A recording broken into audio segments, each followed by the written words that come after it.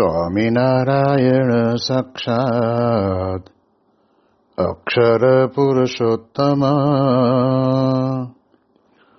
સર્વેભ્યઃ પરમં શાંતિં આનંદં સુખમર્પયેત. શ્રી સ્વામિનારાયણ ભગવાનની જય. શ્રી અક્ષર પુરુષોત્તમ મહારાજની જય. શ્રી ગુણાતીતાનંદ સ્વામી મહારાજની જય. શ્રી પ્રમુખ સ્વામી મહારાજની જય. શ્રી મહંત સ્વામી મહારાજની જય. પ્રગટ ગુરુ હરિ પરમ પૂજ્ય મહંત સ્વામી મહારાજની આજ્ઞા અને આશીર્વાદથી આપણે બધાએ નિત્ય પ્રાતઃ કથાનો લાભ લઈ રહ્યા છીએ. આજે આપણા માટે માર્ચ મહિનાની 31મી તારીખ અને સોમવારનો પવિત્ર દિવસ છે અને 1501મી સભા થાય છે. અને કહત હૈ સહજાનંદ એ વિષય ઉપર 1152મો દિવસ થાય છે. ગઈકાલે ગુડી પડવો ગયો એટલે ગુડી પડવાથી લઈને ચૈત્ર સુધી 9મી શ્રી હરિ જયંતિ અને રામનવમીના દિવસ પર્યંતના એ 9 દિવસ એક ચૈત્ર માસના નવરાત્રના દિવસો ગણાય છે. ભગવાન રામચંદ્રજીના ઉપાસક હોય એવા ભગવાનના ભક્ત એ 9 દિવસના નવરાત્રાના ઉપવાસ પણ કરતા હોય છે. 9 દિવસ પર્યંત પોતે સંયમની અંદર જીવન જીવતા હોય છે. 9 દિવસ પર્યંત ભગવાન શ્રી રામચંદ્રજીના જીવનને રામચરિત માનસ દ્વારા સમજવાનો પ્રયત્ન કરતા હોય છે. એવી જ રીતે સ્વામિનારાયણ સંપ્રદાયની અંદર પણ BAPS સંસ્થામાં પણ શ્રી હરિ પર્વ એ વિષયક ઉપર 9 દિવસ સુધી જ્યાં સંત સમુદાય ઘણો વિશાળ પ્રમાણમાં હોય ત્યાં આગળ એવી રીતે 9 દિવસ શ્રી હરિ પર્વ ઉજવાય છે. જ્યાં સંતોનો જોગ ઓછો હોય, સંતોની સંખ્યા ઓછી હોય તો ક્યાંક 3 દિવસ તો ક્યાંક 5 દિવસના આ શ્રી હરિ પર્વ પણ ઉજવાતા હોય છે. આપણે તો ભગવાનની કથા વાર્તા કરીએ એટલે ભગવાન પુરુષોત્તમ નારાયણનું શ્રી હરિ પર્વ એ સદાયને માટે ચાલુ છે. અને એમાંય પણ વચનામૃત ગરડા પ્રથમ પ્રકરણના 68ના વચનામૃતની અંદર આપણને આ પ્રમાણે મહારાજ પોતે જે કંઈ વાતો કરે છે એ વાતને આપણે સમજવાનો પ્રયત્ન કરીએ છીએ. એટલે મારી 8 પ્રકારની મૂર્તિ અને 9મા સંતની અંદર ભગવાન અખંડ રહ્યા છે એનો એક અંતરની અંદર દ્રઢ વિચાર કરવો બહુ જરૂરી છે. આપણે જાણીએ છીએ કે ભગવાન સિવાય આ પૃથ્વીની અંદર આ બ્રહ્માંડનું સંચાલન પણ કોણ કરી શકે? કારણ કે એના કર્તા ઉપરથી, કાર્ય ઉપરથી આપણને ખબર પડે કે એ ભગવાનનું જ આવું વિરાટ કાર્ય છે. એ કાર્યને પોતે સંભાળે છે. હવે એવા ભગવાન આપણે કેવા ભાગ્યશાળી છીએ કે આપણી હયાતીની અંદર આપણને પ્રગટ ગુણાતીત સંત દ્વારા સાક્ષાત ભગવાન સ્વામિનારાયણની આપણને પ્રાપ્તિ થઈ છે. પરંતુ એ વિચારને આપણે વિશેષ કરીને દૃઢાવવાની જરૂરિયાત છે. કારણ કે સંસાર વ્યવહારની અનંત વિટમણાની અંદર પડેલા હોઈએ અને એમાં ક્યારેક ક્યારેક મનની અંદર પ્રશ્ન પણ થતા હોય છે એટલે શું થાય તો મહારાજ અહીંયા એવું કહેવા માગે છે કે એવા જે ભગવાન અને ભગવાનના પરમ એકાંતિક સત્પુરુષની સામે મર્યાદા નથી રાખતો એને ભગવાનનો નિશ્ચય જ નથી. કારણ આપણે જાણીએ છીએ કે સ્કૂલની અંદર વિદ્યાર્થી વિદ્યાભ્યાસ કરવા માટે જાય, પણ વર્ગની અંદર શિક્ષક જ્યારે ભણાવવા માટે આવે એ દરમિયાન તો જેમના દ્વારા શિક્ષા પ્રાપ્ત કરવી છે, શિક્ષણ પ્રાપ્ત કરવું છે, એવા શિક્ષકની મર્યાદા જરૂર બાળકોએ રાખવી જોઈએ અને રાખતા પણ હોય છે. એમ જે પરબ્રહ્મ પુરુષોત્તમ નારાયણ એમની અષ્ટ પ્રકારની મૂર્તિની વિશે અને સત્પુરુષને વિશે અખંડ બિરાજમાન છે, એવા ભગવાન અને સંતનો નિશ્ચય તો ખરેખર રાખવો જ જોઈએ. જો એને નિશ્ચય નથી ને ઉપરથી આમ પાખંડ જેવી ભક્તિ કરતો હોય તો એનું કલ્યાણ થાય કે નહીં?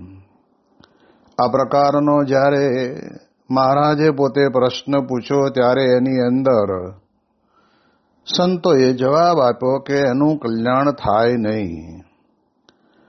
પણ મહારાજ પોતે બોલ્યા કે જેને ભગવાનની મૂર્તિની વિશે નાસ્તિકપણું આવે અને સંતને વિશે નાસ્તિકપણું આવે તેને એટલે જ નહીં રહે. એનો તો જેનું ભજન સ્મરણ કરે છે એવા જે પ્રત્યક્ષ ભગવાન તેને વિશે પણ નાસ્તિકપણું આવશે. કારણ કે અષ્ટ પ્રકારની મૂર્તિની મર્યાદા આપણે નથી રાખતા તો થોડી ઘણી પણ ઊંડે ઊંડે આપણામાં નાસ્તિકપણાની ભાવના પડેલી હોય કે ભાઈ ક્યાં ભગવાન જોવે છે, અને આમાં આજુબાજુ આપણે નજર નાખીએ ક્યાંય આપણને દેખાતા નથી. પરંતુ શાસ્ત્રના વચન ઉપર વિશ્વાસ રાખીને એ વિશ્વાસ પ્રમાણે જો પોતે બરાબર દ્રઢતા રાખે તો એને જરૂર ભગવાનનો સંબંધ થાય જ. અને ભગવાનની મૂર્તિને વિશે પણ અહો અહો ભાવ રહે. આવી પ્રકારનો મહારાજ પોતે કહે છે કે ભગવાન જેનું ભજન સ્મરણ કરે છે એવા ભગવાનને વિશે પણ નાસ્તિકપણું આવશે. અને આગળ મહારાજ વાત કરતા કહે છે કે ભગવાનના જે ગોલોક, બ્રહ્મપુર આદિક ધામ છે તેને વિશે પણ નાસ્તિકપણું આવશે.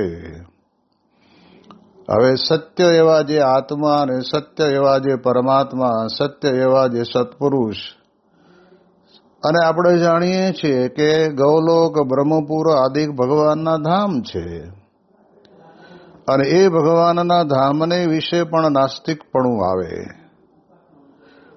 ઘણી વખત આપણે જાણીએ છીએ લોકો અજ્ઞાનતાની અંદર બોલતા હોય છે કે કોણે જોયું ભગવાનનું ધામ અને કોણ ભગવાનના ધામમાં પહોંચ્યું, એકાદો તો ઇતિહાસ બતાવો. આ જે શબ્દ બોલાય છે એની અંદર ઊંડે ઊંડે પણ છાનું નાસ્તિકપણું તો છુપાયેલું પડ્યું છે. પરંતુ આપણે તો એક જ વિચારથી રહેવાનું કે દેહ મૂકીને જેણે જે ભગવાનનું ભજન કર્યું હશે તે સ્વરૂપને વિશે પ્રીતિ કરી હશે, એ ભગવાનના ધામને વિશે એ ભગવાનનો ભક્ત આસ્તિકપણાથી જોડાયેલો હશે તો જરૂર જવાનો. પરંતુ આપણે શા માટે બીજાની કોઈની પણ એવી ખોટી કલ્પનાઓ કરીને જીવનની અંદર આપણે પોતાના જીવનમાં આપણને મળેલું જે ભગવાનનું સ્વરૂપ એને વિશે શંકા કુશંકા કરવી?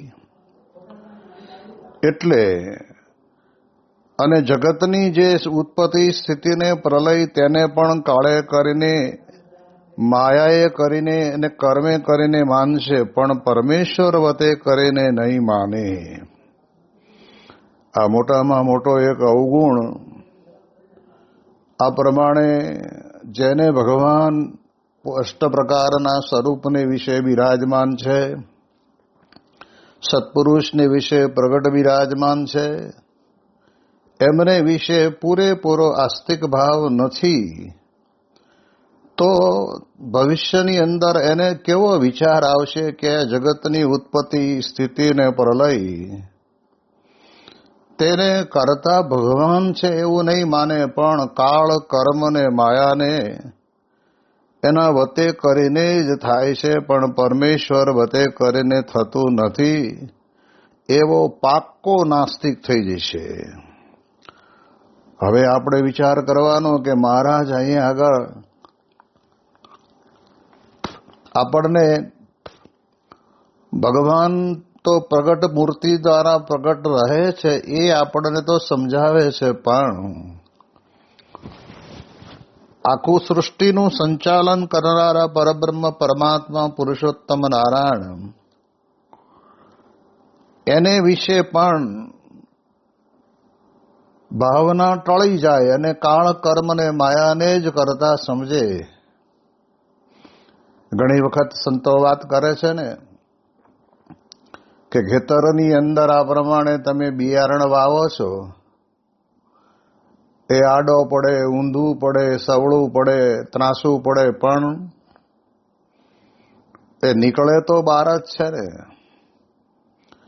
હવે આ એક માત્ર બીજ રોપ્યા પછીની પ્રક્રિયાને માનવ તો કરતો નથી એ વાત નક્કી છે, પરંતુ આપણે સમજીએ એ પ્રમાણે માણસ ને જો ભગવાનને વિશે કરતાપણાની ભાવના ન હોય ને તો એ તો એક ક્રમ છે. જમીનમાં નાખો એટલે બારૂદ નીકળે ને થોડું અંદર જાય, પણ એ બીજને છોડના રૂપની અંદર બહાર કાઢવાનું એક બહુ જ મહત્તમ કામ એ ભગવાન પોતે કરે છે. એવું આપણા જીવનની અંદર આપણને મનાવવું જોઈએ.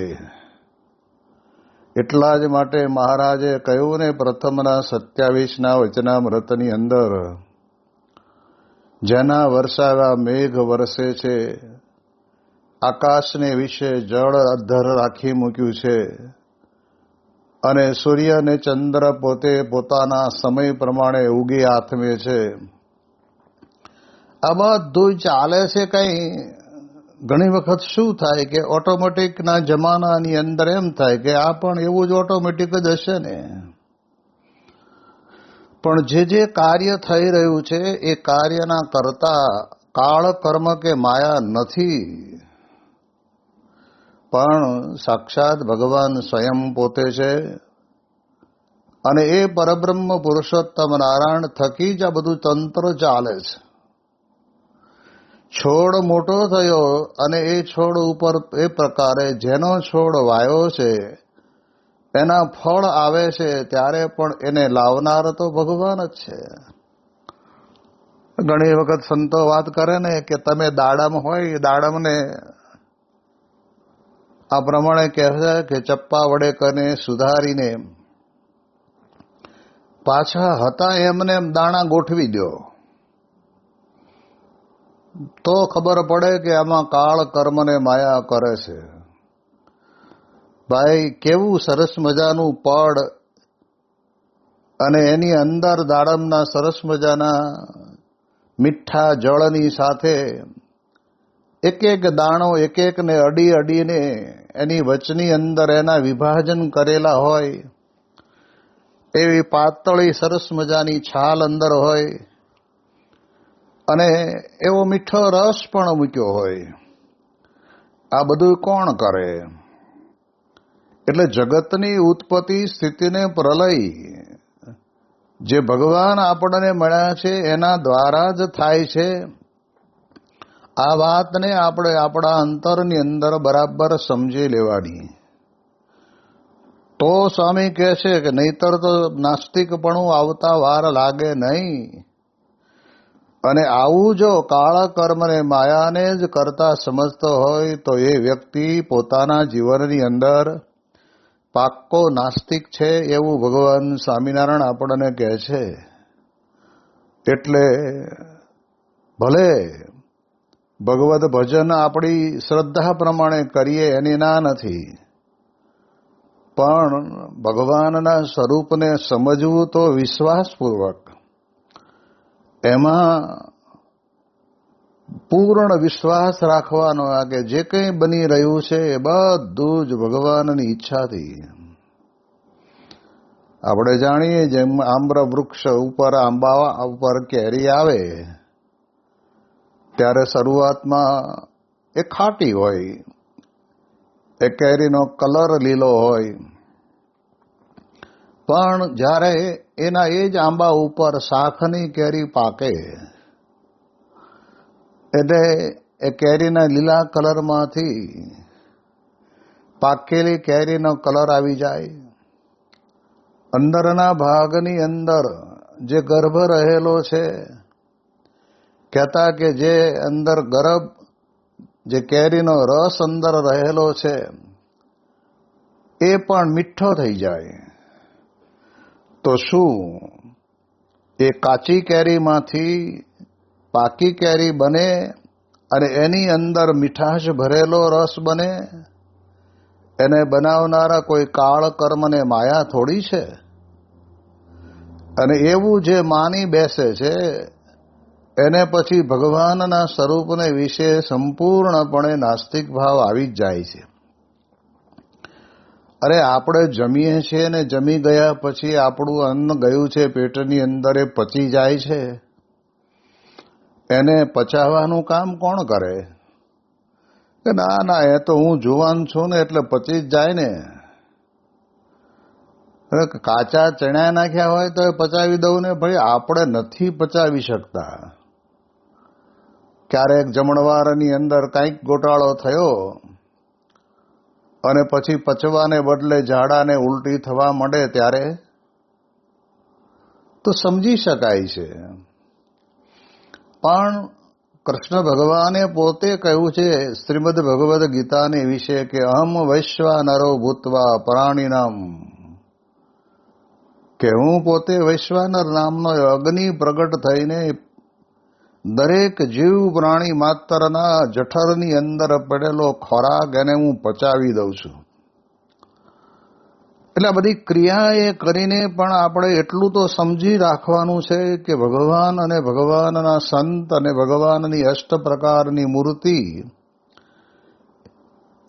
એમાં સાક્ષાત ભગવાન રહ્યા છે. અને આ બધું જ બ્રહ્માંડનું જે કંઈ તંત્ર ચાલે છે એ તંત્ર કોઈ માનવ સર્જિત તંત્ર નથી. એના કરતા પરબ્રહ્મ પુરુષોત્તમ નારાયણ ભગવાન છે. એટલે આ પ્રકારે જો આપણને મનાય તો કામનું. આપણે આંખ બંધ કરી દઈએ અને થોડી વારની અંદર નિદ્રા આવી જાય છે, અને કેટલાકને નથી આવતી તો રાતના પડખા ફરવા પડે છે. તો ભાઈ, માણસ પોતે જ ઊંઘવાનો પ્રયત્ન કરે ને ઊંઘ આવે એટલે માણસ ઊંઘને લાવનાર કરતા બનતો નથી. એ દરેકને માટે ભગવાન જ.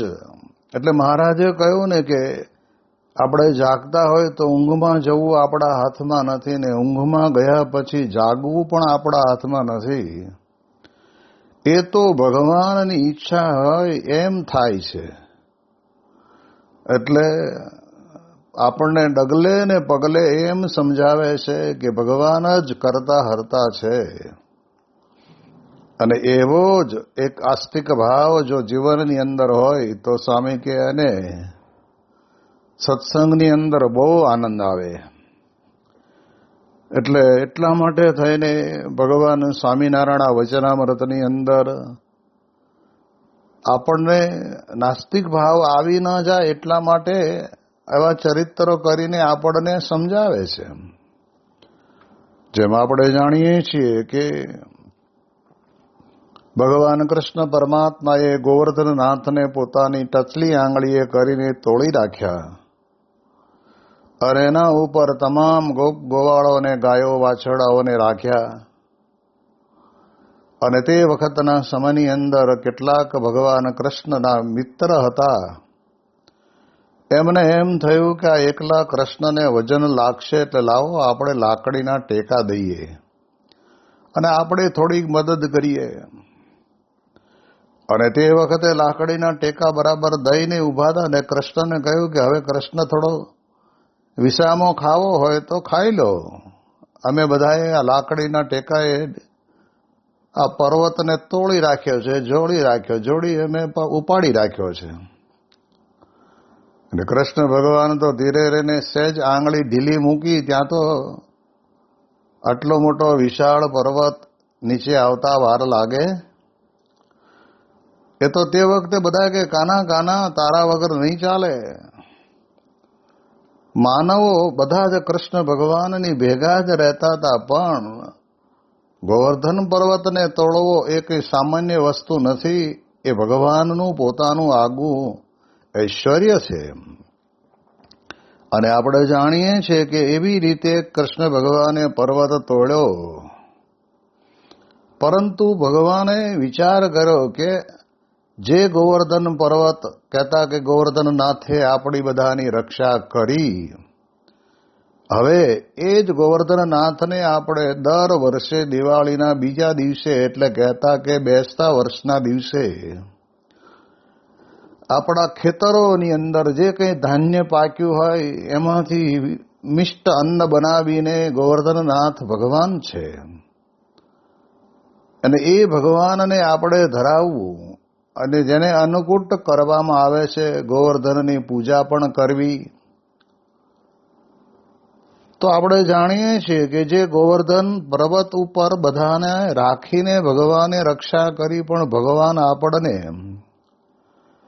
આ રીતે સમજાવવા માંગે છે કે તમે હવે તમારા જીવનની અંદર આટલું તો કરો કે જેમણે આપણી રક્ષા કરી છે એ જ ભગવાન ગોવર્ધનનાથની આપણે દિવાળીના દિવસે એટલે બેસતા વર્ષના દિવસે પૂજા કરવી. અરે મિષ્ટ પકવાન જે કંઈ બનાવ્યા હોય, ફરસાણ બનાવ્યા હોય, ભગવાનની આગળ ધરાવીએ. અને તે વખતથી આપણા સંપ્રદાયોની અંદર, મંદિરોની અંદર આવો અન્નકૂટ કરવામાં આવે છે. એટલા માટે આપણે વિચાર કરવાનો કે મૂર્તિ પૂજનની વિશે જો આપણને કંઈક નાની મોટી શંકા રહેતી હોય તો શાસ્ત્રોની અંદર જ્યાં જ્યાં પણ ભગવાનની મૂર્તિના પૂજન વિશેના મહિમાની વાતો કરી હોય એને જ આપણે સ્વીકારવી. કારણ કે આ તો આ લોક એવો છે કે જેને જેવું સમજાયું એ એવો પછી પ્રચાર કરે. પણ આપણે વિચાર એ કરવાનો કે શાસ્ત્રની અંદર લખેલા જે શબ્દો છે એ શબ્દને આપણા જીવનની અંદર બરાબર સારી પેઠે મહિમાએ સહિત ઉતારવા કે જેના કારણે કરીને આપણા જીવનની અંદર આપણને ભગવાનની મૂર્તિની વિશે પૂજ્ય ભાવ રહે, દેવની બુદ્ધિ રહે, મનુષ્ય ભાવ નહીં, પાષાણપણાનો કે પછી પંચધાતુપણાનો કે પછી ચિત્રામણનો કોઈ ભાવ ન રહેવો જોઈએ. સાક્ષાત ભગવાન છે. એ ભાવના એ આપણને દ્રઢાવે કોણ? એટલે મહારાજ આપણને સાથે સાથે એ પણ કહેવા માંગે છે કે એવા જે સત્પુરુષ છે, સત્પુરુષને વિશે પણ ભગવાન રહ્યા છે. તેમ છતાં પણ એ સત્પુરુષ છે પરબ્રહ્મ પુરુષોત્તમ નારાયણના દાસ અને સેવક બનીને રહે છે. અને એવી સેવક બનીને કરેલી ભક્તિને જોઈને ભક્તોના હૃદયની અંદર કંઈક શુભ વિચાર આવે અને એ સત્પુરુષ દ્વારા આપણા જીવનની અંદર આપણને પણ મૂર્તિને વિશે આપણને સહેજે સહેજે પૂજ્ય ભાવ, દેવનો ભાવ આપણને આવે. એટલે એટલા માટે થઈને આપણે વિચાર એ કરવાનો કે મહારાજ પોતે આ વચનામૃતની અંદર આપણને મૂર્તિ પૂજાના નિમિત્ત વડે કરીને નાસ્તિકપણામાંથી બહાર કાઢીને કાળ કર્મને માયા જ કરતા છે એમાંથી પણ બહાર કાઢીને એક ને એક માત્ર ભગવાન સિવાય બીજું કોઈ કરતા નથી આપણે જાણીએ છીએ કે પવન આવે છે એ ભગવાનની પ્રેરણાથી આવે છે, વરસાદ પડે છે એ ભગવાનની પ્રેરણાથી, ઈચ્છાથી પડે છે, ઋતુઓ સર્વ ફળે છે એ પણ ભગવાનની ઈચ્છાથી ફળે છે. આપણે ક્યારેક કોઈક વખત એવું પણ બને, હમણાં જ શિયાળાના દિવસોની અંદર કોઈ એક આંબા ઉપર કેસર કેરીનું પાક થયો હશે કે બહુ જાજો નહોતો, બોક્સ 2 બોક્સ કદાચ કે 3 બોક્સ થયા હશે. પણ જ્યારે એ શિયાળાની ઋતુની અંદર એને મૂકવામાં, વેચવા માટે મૂકી ત્યારે લોકોને આશ્ચર્ય થયું કે આ તો ઉનાળાની અંદર, એમાં એ ઢળતો ઉનાળો હોય ને ત્યારે જ આ કેસર કેરીની મજા આવે, અને એને બદલે અત્યારે શિયાળાની અંદર. તો આપણે ત્યાં એમ સમજવાનું નથી કે આ કાળ કર્મને માયાના કારણે કરીને થયું. કોઈ માનવ પોતે ખેતી કરતો હોય તો એના કારણે કરીને થયું, એવું છે જ નહીં. એ પણ એમાં કંઈક ભગવાનની ઈચ્છા હશે અને એના કારણે કરીને એ પ્રકારે થયું. એમ આપણા જીવનની અંદર જો ભગવાનની મૂર્તિને વિશે પૂજ્ય ભાવ બરાબરનો હોય ને તો મહારાજ કહે છે કે પછી એમની મર્યાદા રાખવામાં આપણે લેશ માત્ર ઊણા ના ઉતરીએ. ભગવાન અને સંતની મર્યાદા આપણે બધાએ રાખવાની હોય છે, કારણ કે આપણા સૌના હૃદયના ધબકારાને ધબકવાની એ મહાન શક્તિ પણ એક ભગવાન અને સંતની કૃપાથી આપણને મળે છે. નથી ઘણી વખત કહેતા કે સવારે ઉઠીને વડીલને આપણે ચા પાણી પીવા માટે ઉઠાડવા ગયા હોય ત્યારે છોકરો કહે કે ઉઠતા જ નથી, હલતા જ નથી. તો ગયા, હવે રાત્રે ક્યારે ગયા, કેટલા વાગે ગયા, કહેવા પણ રહ્યા નહીં કે હું જાઉં છું, તમે બધા હવે હંપીને રહેજો. એ ટપ લઈને જીવ આમ નીકળી જાય છે, એ કોઈને ખબર પડતી નથી. અને એ પ્રકારે સહેજે સહેજે બની જાય છે. તો એ કાળનું પ્રધાનપણું નથી કે પછી કર્મ કે માયાનું પ્રધાનપણું નથી, એના કરતા એ નથી. એ પણ એક ભગવાનની ઈચ્છા કે જ્યારે એની આયુષ્ય પૂરી થાય ત્યારે જરૂર પોતે પોતાનું પંચભૂતનું દેહ એનો ત્યાગ કરીને શુદ્ધ હૃદયથી ભગવાન જે પરબ્રહ્મ પુરુષોત્તમ નારાયણની પોતે ઉપાસના કરતા હોય એના ધામને એ પામે જ. માટે એટલા માટે આપણને મહારાજ અહીંયા આગળ આપણને આ વાત કરે છે. અને બીજું કહે છે કે નાસ્તિકપણાનો હેતુ કોઈ પૂર્વનું કર્મ છે કે કુસંગ છે. ઘણી વખત શું થાય આપણને કે આ નાસ્તિકપણું આવે છે ક્યાંથી? જેમાં આપણે જાણીએ છીએ કે કૂવાની અંદર ચારે બાજુથી પાણી આવતું હોય તો એ પાણીને આપણે રોકવું હોય તો કેવી રીતે રોકવું? એમ સ્વામી કહે છે કે મનની અંદર આવો નાસ્તિકપણાનો હેતુ આવીને ઊભો રહે છે. એનું કારણ કે પૂર્વનું કર્મ છે કે કુસંગ છે? આવો પ્રશ્ન મુક્તાનંદ સ્વામીએ પૂછ્યો ત્યારે શ્રીજી મહારાજે પોતે જવાબ આપતા કહ્યું કે નાસ્તિકપણાના હેતુ તો નાસ્તિકના ગ્રંથ સાંભળવા એ જ છે. અને નાસ્તિકના ગ્રંથને વિશે જેને પ્રતીતિ હોય તેનો જે સંગ કરે એ નાસ્તિકપણાનો હેતુ છે. અને પછી આગળ મહારાજ વાત કરતા કહે છે કે કામ, ક્રોધ, લોભ, અહંકાર, માન, ઈર્ષા એ બધા નાસ્તિકપણાના હેતુ છે.